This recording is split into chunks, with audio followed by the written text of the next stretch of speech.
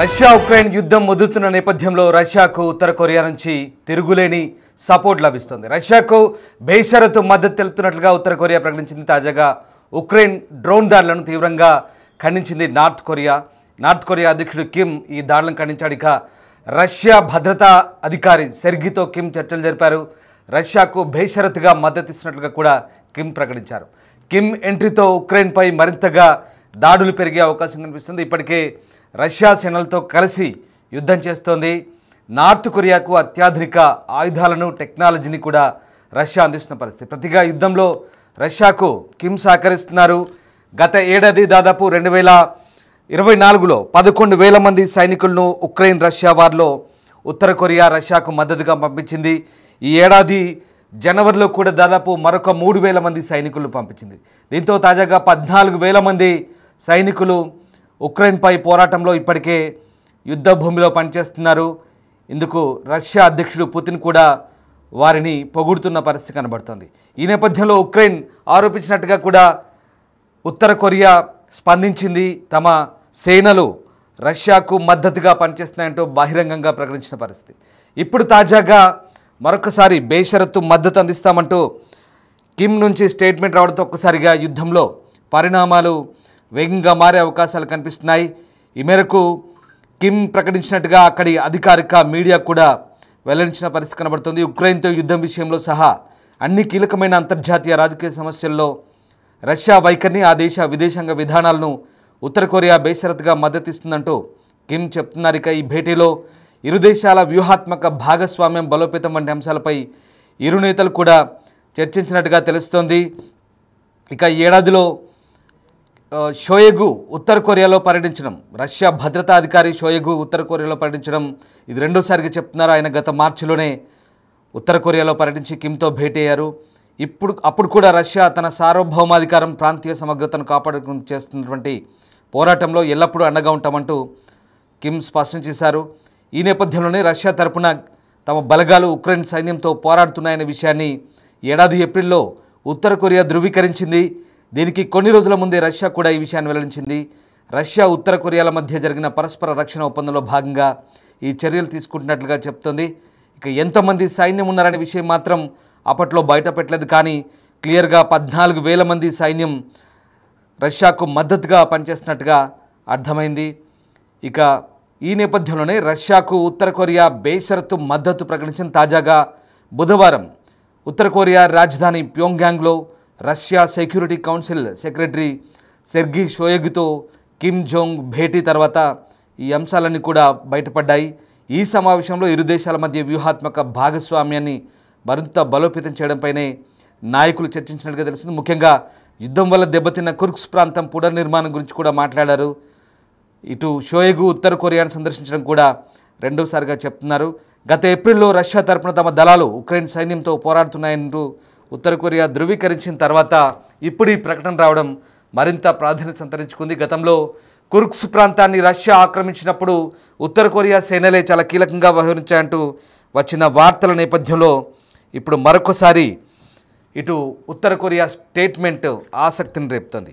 Right, మా colleague Syed Jain అవుతున్నారు. సయ్యద్, ఇప్పుడు ఉత్తర కొరియా చాలా బాహాటంగా ప్రకటిస్తోంది రష్యాకు ఈ యుద్ధంలో ఉక్రెయిన్పై పోరాటానికి బహిరంగ మద్దతును, అలాగే బేషరతుగా భవిష్యత్తులో మద్దతు ప్రకటిస్తామంటూ చెప్తున్న అంశంతో ఒక్కసారిగా ఉక్రెయిన్ రష్యా వార్కు సంబంధించి ఎలాంటి కీలక పరిణామాలు చోటు చేసుకునే అవకాశం కనిపిస్తుంది? ప్రధానంగా ఉక్రెయిన్పై పోరాటంలో రష్యాకు ఉత్తర కొరియా మద్దతుతో యుద్ధం ఎలాంటి మలుపు తిరిగే అవకాశాలు కనిపిస్తున్నాయి? రామ్, రష్యా ఉక్రెయిన్ మధ్య గత 3 ఏళ్ల నుంచి కూడా యుద్ధం సాగుతోంది. అయితే ఇరు దేశాలు నువ్వా నేనా అన్నట్లుగా దాడులు చేసుకుంటున్నాయి. తాజాగా ఆపరేషన్ స్పైడర్ వెబ్ పేరుతో కూడా ఉక్రెయిన్ రష్యాను దారుణంగా దెబ్బకొట్టింది. రష్యాకు చెందిన యుద్ధ విమానాలను కూడా డ్రోన్ల ద్వారా ఉక్రెయిన్ పేల్చేసింది. దీంతో రష్యాకు ఊహించని ఎదురు దెబ్బ తగిలింది. అయితే ఇక ఉక్రెయిన్ తో రష్యా జరిగించిన యుద్ధంలో కూడా ఉత్తర కొరియా సైన్యం సహకరించింది. ఉత్తర కొరియా అధ్యక్షుడు కిమ్ జాంగ్ ఉన్ కూడా తన సైన్యాన్ని రష్యాకి పంపించారు. అయితే తాజాగా ఉక్రెయిన్ భీకర దాడులు చేసిన నేపథ్యంలో రష్యా భద్రతా మండలి కార్యదర్శి సెర్గీ పొయిగుతో కిమ్ భేటీ అయ్యారు. అయితే ఉక్రెయిన్ పై చేసే యుద్ధానికి ఎలాంటి షరతులు లేకుండా బేషరతుగా రష్యాకు సపోర్ట్ చేస్తామంటే కూడా కిమ్ చాలా ఓపెన్ గా దీన్ని ప్రకటించారు. అయితే ఈ మేరకు ఉత్తర కొరియాలోని మీడియా కూడా దీనికి సంబంధించి కిమ్ ఇలాంటి ప్రకటన చేసినట్టు కూడా వెల్లడించింది. అయితే అలాగే ఇరువురి భేటీలో ఇరు దేశాల మధ్య వ్యూహాత్మక భాగస్వామ్యం బలోపేతం వంటి పలు అంశాలపైన కూడా వీళ్ళు చర్చించుకున్నట్టు తెలుస్తుంది. అదేవిధంగా కుర్స్క్ ప్రాంతం పునర్నిర్మించే అంశంపై కూడా మాట్లాడుకున్నట్లు కూడా మీడియా వెల్లడించింది. అయితే ఉక్రెయిన్ పై రష్యా 2022లో దండయాత్ర ప్రారంభించింది. అప్పటి నుంచి ఇరు దేశాల మధ్య యుద్ధం సాగుతూనే ఉంది. అయితే ట్రంప్ రెండోసారి అధికారంలోకి వచ్చాక ఉక్రెయిన్ రష్యా యుద్ధం ఆపేందుకు చాలా ప్రయత్నించారు. కానీ సౌదీ అరేబియా వేదికగా రష్యాతో అమెరికా చర్చలు జరిపింది. కానీ ఒక్కసారి కూడా దానికి సంబంధించి ఎలాంటి రిజల్ట్ కూడా రాలేదు. తాజాగా ఇస్తాంబుల్ వేదికగా మరోసారి చర్చ జరగాల్సి ఉండగా ఉక్రెయిన్ ఊహించని రీతిలో రష్యా వైమానిక స్థావరాలపై డ్రోన్లతో దాడి చేసింది. దీంతో రష్యా బాంబర్లు నాశనం అయ్యాయి. దీనిపై ప్రతీకారం తీసుకునేందుకు కూడా రష్యా సిద్ధమవుతున్నట్టు సమాచారం. అయితే ఇప్పటికే కిమ్ మాత్రం తాము ఎలాంటి షరతులు లేకుండా బేషరతుగా కంపల్సరీ రష్యాకు తమ మద్దతు ఉంటుంది. ఇప్పటికే తమ సైన్యం రష్యాలో ఆల్రెడీ ఉంటూ ఉక్రెయిన్ కి అగేన్స్ట్ గా ఫైట్ చేస్తుందని చెప్పారు. అండ్ ఇప్పుడైతే ఓపెన్ గా ఖచ్చితంగా ఏ నేపథ్యంలో అయినా ప్రపంచవ్యాప్తంగా కూడా రష్యా తీసుకునే ఏ స్టెప్ కైనా తాము మద్దతుగా నిలుస్తామని కూడా నార్త్ కొరియా చెప్పడం జరిగింది. Ram, right, yes, thanks for the update Syed. So ఇది మొత్తం మీద ఉత్తర కొరియా యుద్ధంలో పాల్గొంటుందంటూ గతంలో ఉక్రెయిన్ నిఘా సంస్థ గతంలోనే బయట ప్రపంచానికి వెల్లడించిన పరిస్థితి. అయితే ఇప్పుడు తాజాగా ఉక్రెయిన్ పై యుద్ధంలో తాము స్వయంగా పాల్గొంటున్నట్లుగా నార్త్ కొరియా ప్రకటించడం ద్వారా ఈ అంశాన్ని బాహాటంగా వెల్లడించింది. అయితే ఇప్పుడు రష్యా ఉత్తర కొరియా బంధం ఉక్రెయిన్పై యుద్ధం విషయంలో ఏ రకంగా ముందుకు వెళ్ళగలుగుతుందనేది మాత్రం ఆసక్తి రేపుతున్న పరిస్థితి కనబడుతుంది. ప్రధానంగా రష్యాకు మద్దతు తెలుపుతున్నామంటూ బాహటంగా ఉత్తర కొరియా ప్రకటించడం ద్వారా అటు ఉక్రెయిన్ ఆగ్రహాన్ని చవిచూస్తున్నప్పటికీ నార్త్ కొరియా విషయంలో ఎలాంటి ఆంక్షలు కానీ మిగతా ఎలాంటి చర్యలు కానీ ఇటు పశ్చిమ దేశాలు కానీ మిగతా అమెరికాతో సహా ఎలాంటి దేశాలు కానీ ఇప్పటివరకు ఈ అంశంపై స్పందించని పరిస్థితి కనబడలేదు. ముఖ్యంగా ఉత్తర కొరియా నియంతగా చెప్పుకునే కిమ్ ఇప్పటివరకు తన మనసుకు తోచిన పని చేస్తుంటాడంటూ వస్తున్న వార్తల నేపథ్యంలో ఇటు రష్యాకు బాహటంగా మద్దతు ప్రకటించడం, అలాగే ప్రతిగా రష్యా అత్యాధునిక టెక్నాలజీని ఉత్తర కొరియాకు అందించడం ద్వారా ఈ రెండు దేశాల దోస్తీ ఇప్పుడు ఎంత మేరకు పనిచేస్తుందనేది మాత్రం ఈ బంధం ఎక్కడికి దారితీస్తుంది. ముఖ్యంగా ఉత్తర కొరియా రష్యా ఇద్దరు స్నేహాస్తం అందిస్తున్న వేళ ఇప్పుడు ఉక్రెయిన్పై ఏ రకంగా పై చేయి సాధిస్తాయనేది మాత్రం ఆసక్తికరంగా మారుతోంది.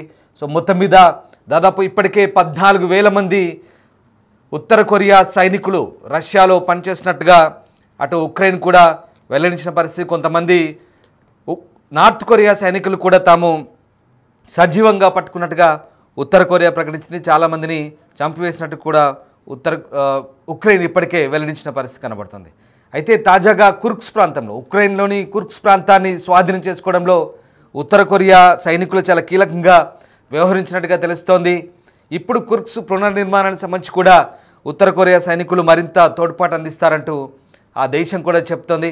సో మొత్తం మీద రష్యా నార్త్ కొరియా బంధం ఏ రకమైనటువంటి పరిస్థితులకు దారితీస్తుంది మీరు కూడా కామెంట్ రూపంలో తెలియజేయండి. ముఖ్యంగా ఉక్రెయిన్పై యుద్ధం విషయంలో రష్యాకు ఉత్తర కొరియా సహకరించడం సరైనదేనా, మీ అభిప్రాయం ఏంటో కామెంట్ రూపంలో తెలియజేయండి.